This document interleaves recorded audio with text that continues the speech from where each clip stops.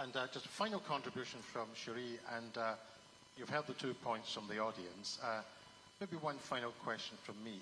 Are you optimistic for the future? Oh, God, I'm always an eternal optimist. And I really believe that, that we can change the world for the better. I believe that we have changed the world for the better. And we need to attract the right sort of people into politics. We need to support them more instead of constantly criticizing and expect. You know, you were talking about, one of the things that Twitter does do is 100 and whatever it is words, I don't know because I've never actually used it, but whatever it is, you can't have a solution. Things are complicated. And one of the things I'd say I'm not so keen on having just 2 terms for politicians is that assumes that politics is something that, you know, anyone can do. It's harder than that. It is actually a hard slog. It's a genuinely difficult vocation. And you need to get familiar with it, you need to practice it, and if you're doing it well, you need to be re-elected, and if you're not doing it well, then it's not just 2 terms, it's 1 term and you're out. And, you know, if you don't like what your politicians are doing, you can elect them out. You don't have to artificially say, well, after 2 terms. I mean, Tony always said he'd after 2 terms as Prime Minister, he'd only really started to understand how he could make the system work. You know, because it takes time. And, you know, politics, it's not sort of amateur hour. And if we try and encourage this idea that it's some sort of easy thing where people can just line their own pockets and go off, it's not like that. It's actually a hard, dedicated public service. And I wanted to say to the gentleman who was talking about bringing up his own daughters, you're right sometimes. Women can be, and we've heard this theme again, because of society and because of what society is telling us about what our roles are, sometimes women can be, you know, the men at the school gate are often looked at as though they may be child abusers rather than actually dads just doing their share of the job. We need to stop making these assumptions about people, and we need to embrace diversity and embrace the fact that people can make different choices. And not be frightened by the choices that other people make, but be glad that it enables us to learn so many new things and be much more creative. Cherie, Kate, can I thank you very much for your time, because you're both very busy. Thank you for taking the time out. It's been a very enjoyable hour. Ladies and gentlemen, Cherie Blair and Kate Forbes.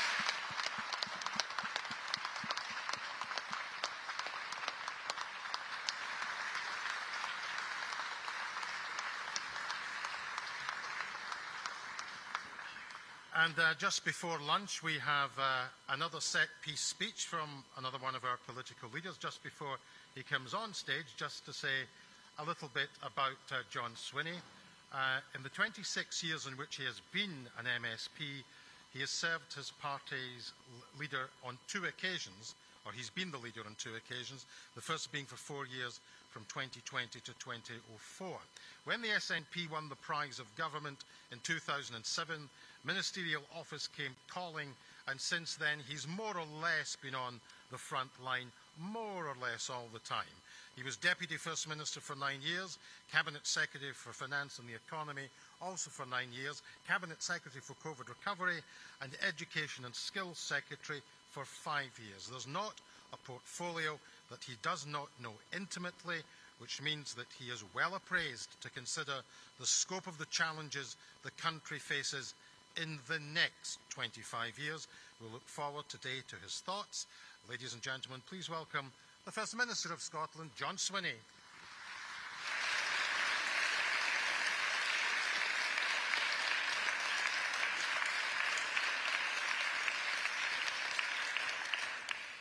Well, good afternoon, and Bernard, thank you very much for the welcome, and thank you all for the opportunity to reflect on the future of Scotland and to take part in a conversation amongst us all who are invested in the future of our country. And I express at the outset of my contribution my willingness and my enthusiasm to work with people in Scotland to build the best future for our country. We all have a perspective on Scotland's future, and it will be formed by different experiences. I'm speaking here as a father, as a grandfather, and also as First Minister. my perspective is influenced by all of those experiences. This, for me, is about the world we build for Scotland's next generation and how we make our nation and our world as best as it possibly can be. But first, before turning to the world and the Scotland that we seek, I want to share some details of a new analysis that the Government has published, Future Trends for Scotland. Drawing on a wide range of practitioner and other expert views, and shaped also by insights from young Scots, it sets out the trends that it appears from that research that we think are most likely to shape Scotland in the next 10 to 20 years. And I hope it can shape your thinking, as it certainly will shape the thinking of the Scottish Government. With the Future Trends Horizon Scan, we have the best available Scotland-specific analysis to inform our decisions both now and for the future. You'll recognise some of the trends that the work has identified. A growing risk to our democracy because of mis- and disinformation, with trust in institutions falling. Conflicts more frequent, climate change impacting soil quality, biodiversity and food supply, global progress on inequality stalling. And as a result of these and other global trends, increasing voluntary and involuntary migration. No guarantee that living standards will increase, but a real risk of ongoing wealth and income inequality and significant budgetary pressures as we struggle to meet the demands of an ageing population. But also, growing success for Scotland in fields such as space and life sciences, new opportunities in energy, and widespread adoption of AI alongside the work on quantum technology. A combination of hurdles, yes, and new horizons for our society and our economy. Warnings where we need to change or up the pace, but also doors opening if we have the courage to walk through them with confidence, with boldness, and with self-belief. And it's by shaping strategy and policy towards achieving long-term outcomes that we will be ready for these challenges and for the new world as it evolves. That's one of the reasons why the Government is looking afresh at the National Performance Framework, so it can provide us with a clear North Star, a means of aligning our policy interventions to make the most of the opportunities that Scotland faces, but also to deal with the challenges that will come our way in the ensuing period. So a reformed National Performance Framework will help reshape government in Scotland. It will enable us to better focus budgets, to reduce the compartmentalisation that is a scourge of modern government, encourage collaboration between spheres of government and with partners in the third sector and the business community, which lies at the heart of the approach to government that I embody. It's one part, but an important part, of focusing government on delivering on the priorities of the people of Scotland as we build towards our vision of a Scotland that is more vibrant, more successful, more ambitious, even than the Scotland of today.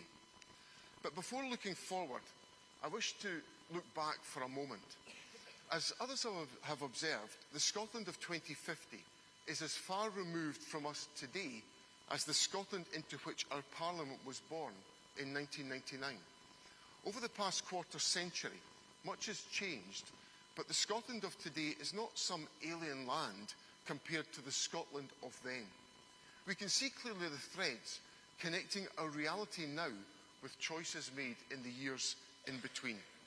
Yes, day-to-day life in Scotland has been fundamentally altered by technology, from the iPhone and the internet to emergent AI, and by geopolitics, from the rise of China to the impact of Russia's illegal invasion of Ukraine, by climate change, globalisation, and by deindustrialisation.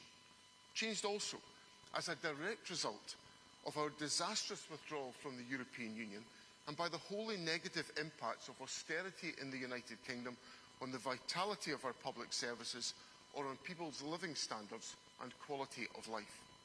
But it's also been shaped and changed for the better by the interventions of the Scottish Parliament, by Parliament's ban on smoking in public places, by minimum unit pricing of alcohol, or by the decisions to rapidly expand early learning and childcare, or the introduction of the HPV vaccination and the modernisation of our school estate, just to select a number of significant examples of improvement. So yes, the Scotland of 2050 will be shaped by a series of unpredictable forces, by new technologies we've only half imagined in the pages of science fiction, by conflicts now only simmering, by people who are only just born. But it will also be shaped by us, by the decisions we take, the policy choices we implement, the vision and the path forward that we set out. That's a great responsibility, but for me it is also exciting, inspiring and a privilege to shape it as First Minister. So how do we get from where we are to where we want to be? A big part of the answer is ensuring that we are in charge of our own destiny, that we have our hands on all the levers we need to make the biggest difference. A fiscal squeeze better dealt with if we are fully in charge of our nation's finances. The complexities of navigating climate change much easier if we are in charge of energy policy and our vast energy resources. Making sure we have a big enough working population to meet the demands of an ageing population, more options, more solutions possible if we are in charge of our immigration policy or members once again of the European Union. As we look around our land in 2050, my hope is that we see a modern, dynamic Scotland, a compassionate, enterprising, forward-looking nation-state, back where it belongs, at the very heart of Europe. That we've taken the climate challenge seriously and seen it as an opportunity for a complete redesign of our ways of living. For example, district heating schemes in every community, an everyday part of life, delivering low-cost heating and significantly lower energy bills. More livable communities full of climate-positive, modern, affordable homes with rethought and rediscovered high streets. More of our food grown locally and technology enabling more of what we use every day to be produced locally.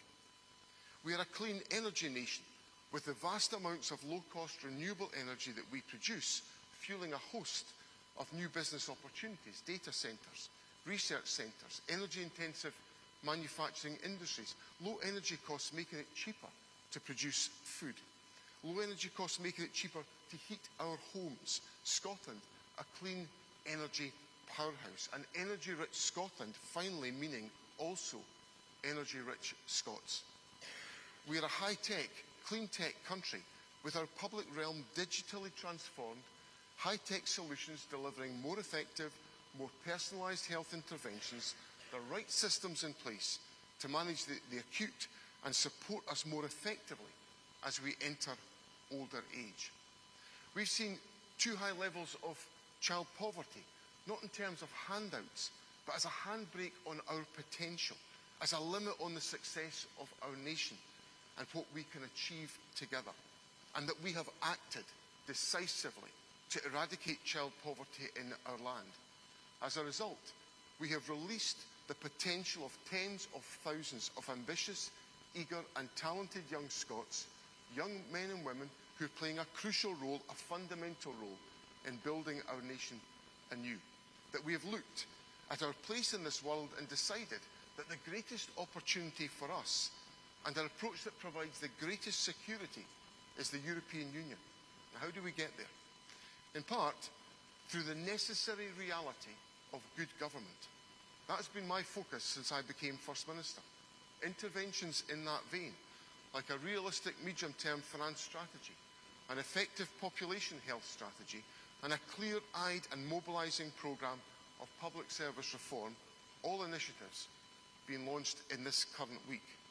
By having government focused on a clear set of priorities and producing policy that is determined by the real world, real life needs of people rather than what might best suit our political system. Eradicating child poverty, boosting economic growth, delivering climate action, improving public services, especially the National Health Service. This prioritisation of government action on those things that matter most to people, those things that will deliver the most for people, is at the very heart of what I'm trying to achieve as First Minister. Listening to the public and addressing the strain they feel over the cost of living is an essential part of that agenda. It's also about collectively owning the vision and uniting in our determination to get there. It's about focusing our efforts behind a sharp and clear set of national outcomes and ambitious short, medium and longer term national goals. However, for me, most importantly, it's about deciding to take Scotland's future into our own hands. It's only, in my view, by taking charge of our own destiny with our own hand on the tiller that we are better able to ride the waves of change, that we are better able to shape our own future. That does not mean a Scotland standing alone, but rather a nation that has worked out its place in the world and the contribution it wants to make to the world. An ongoing, deep and rich partnership with the other nations of these islands, absolutely, but ultimately as a nation-state in our own right, as a member state of the world's largest trading bloc, the world's biggest single social and economic community, the European Union. I've long believed that Scotland is an afterthought to successive United Kingdom governments. Scotland is not on Westminster's radar in the same way as, say, London or the Midlands or the South West. From a UK perspective, that is completely understandable, but from a Scottish perspective, to accept it is total folly. It holds us back in ways big and small, leaving us waiting and praying, hoping that decisions taken at Westminster are not too damaging. We are prey to a broken system and a failing economic model, a system that delivers for the very few at the very top, while living standards stagnate and real wages are squeezed for the vast majority. It means, as a nation, that we must try to thrive on what amounts at worst to poison pills and at best policy scraps from the UK table. All this when we have the capacity to stand and to flourish on our own 2 feet. I know there are many in this room who are not yet persuaded by the case for independence, and others who will never be. I respect that. But independence is the defining choice for this generation. Have no doubt about that. Because the UK status quo has proved itself incapable of delivering on the hopes and the ambitions of the people of Scotland. That is why, like a clear majority of Scots, I believe our nation should have the right to choose our future. If this is a voluntary union, as Westminster politicians insist, then it is completely untenable that there is no mechanism for Scotland to leave the United Kingdom if it so wishes. Whether it is Keir Starmer, Kemi Badenoch or Nigel Farage, no Westminster politician should have the ability to deny Scotland her right to national self-determination. I want to close today with a piece of poetry that I think perfectly captures this moment in time for our nation. It was written by Liz Lochhead, Scotland's marker from 2011 to 2016. It's just been given pride of place, alongside many other inspirational lines of poetry and prose on the Canongate wall of the Scottish Parliament. Liz Lochhead wrote, "This, our one small country, our one wondrous, spinning, dear green place, what shall we build of it together, in this, our one small time and space?" Today, you've heard something of my answer, something of my ambition for Scotland. It is a vision of a country that is fairer, wealthier, more at peace with itself than the Scotland of today. A Scotland that is modern, dynamic and forward-looking, living in anticipation of what more can be done, what else can be achieved, moving forward as one, moving forward with hope and with self-belief. Such a Scotland is within reach, I have no doubt. But if we want it, we have to work for it, we have to vote for it, we have to actively, purposefully, and I hope joyfully, make it happen. Thank you very much.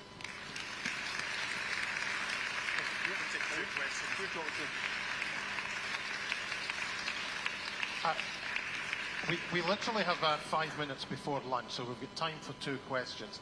I've interviewed Mr. Swinney on many occasions, so I don't want to ask a question. So I want to take 2 questions from the audience, but they have to be questions and not contributions. I'm going to take the woman in the third back row there, who's got her hand up. The microphone will make its way round to you. And then we'll take the chap down here in the second row. So we'll start with the women second back, then the chap down here in the second row. And again, just make it a question, not a contribution, because I think we're 5 minutes away from lunch. Yes, thank you. Your speech sounds wonderful, but in reality, we're faced in communities with food banks, we're faced with failing high streets, we're faced with failing industry. Industry's moving away because they can't get people to work there, because we have no transport for the people to get jobs outside of our area. Now, you're talking about what a wonderful Scotland we've got, and you know, 2050. I'm a pensioner. I know, but 2050, 25 years will go away in jig time. It means nothing. If you're 25 in this room, you think, oh, that's ages away. 25 years to do all the things that you have said is not achievable, and I think we have to be realistic. So Okay. Your thoughts on that, Okay, please? I'm going to take the second question so we can take them together, because time is limited. So that question there is that the lady doubts that this is achievable, the time scale, and yet the chat there. Thank you. Thank you. First Minister, the quick question on the back of that, I suppose, in terms of what improvements then can be made within the Scottish Government to really slick in and accelerate growth within Scotland? Well, let me take the two questions together, and thank you for both of those questions, because some of them relate to the challenges very directly that we all relate to the challenges that we face today.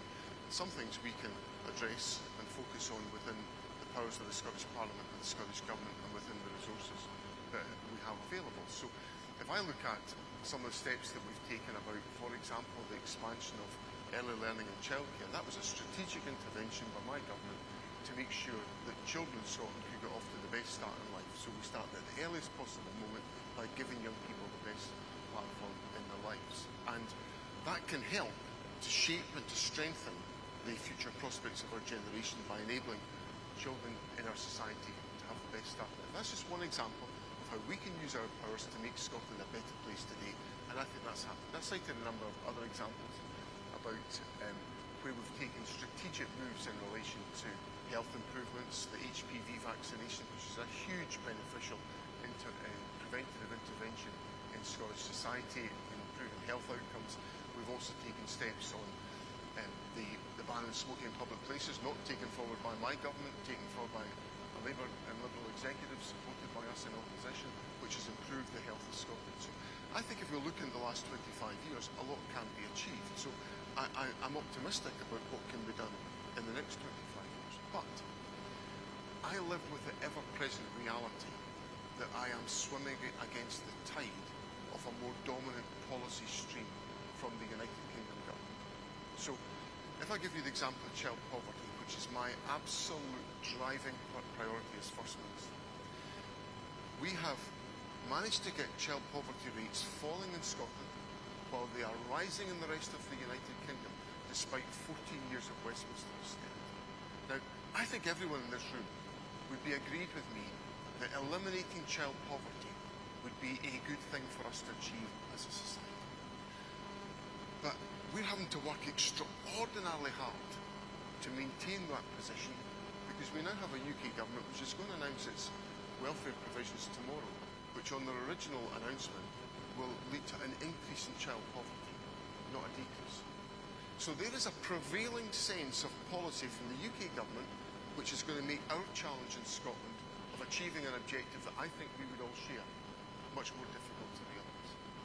So there, for me, is a crystallisation of why Scotland should be in control of our own destiny, because we would be able to shape our own decisions and our own choices without having our agenda undermined by the United Kingdom government. Brexit, a decision rejected in Scotland, total and unmitigated economic disaster for the United Kingdom. The reason why people are living just now is because their standards of living are not rising. Why? Because of Brexit. Brexit made every single one of us poor. It was folly. But I'm the only one that's wanting to, well, the Scottish National Party leadership is the only one that wants to break us out of that and get into sensible relationship as an independent member of the European Union. So that's a long way of me maybe just to deal with the point of growth, because in your speech you were quite right to, in a sense, point out public policy choices, which are public policy choices which we have in Scotland, which are not replicated south of the border, and it demonstrates the ability of the Parliament to chart a different way for the country. But you're grappling day in, day out with public services which are groaning under the demands for the service, which the demographics tell us is going to increase in the next 25 years. And the job that you have may well be made completely impossible unless you could grow the economy, which will underpin the resources which those public services will need. So how do you grow the economy? There's two aspects to that question, Ben, which I think are important. One is about growth, and one is about changing the way in which demand emerges for our public services. So yesterday I delivered a speech which was all about an ever more substantial shift to preventative interventions to avoid rising demand. So that's one part of the answer. The second part of the argument is about making sure that we use our public investment effectively to support strategic investment in the Scottish economy. Part of that, one of the things that I think is emerging as a very successful intervention is the Scottish National Investment Plan. So what that's doing is it's using public sector investment capital to de-risk projects that were probably going to challenge to be approved as entire private sector projects, to enable those projects to happen by de-risking. So that's a sensible use of public sector capital to reduce risk in projects, attract investment into Scotland, and as a consequence to assist in growing the economy. So we've got to think more actively about measures of that nature to get us into a position whereby we can encourage and motivate growth. Because as you know, if you look at the central priorities of my government, eradicate child poverty, get to net zero, improve the public services, especially the National Health Service, but boost economic growth. I unreservedly say that if we want to live in the type of Scotland that I'm setting out in my speech, we've got to deliver dynamic growth in the Scottish economy. And measures such as the Investment Bank or our partnership through our enterprise agencies to boost growth or to take strategic investment projects in the infrastructure of the economy are all part of that. Well, we've run over by 10 minutes, but I think it was worthwhile just to get those couple of questions in. You've heard the First Minister's pitch. We're going to be back for the afternoon session at 2:10 when the man who wants to be First Minister, Anas Sarwar, the leader of the Scottish Labour Party, will address you and take your questions. But can I thank Mr. Swinney for taking time out of his ministerial diary to address us this morning.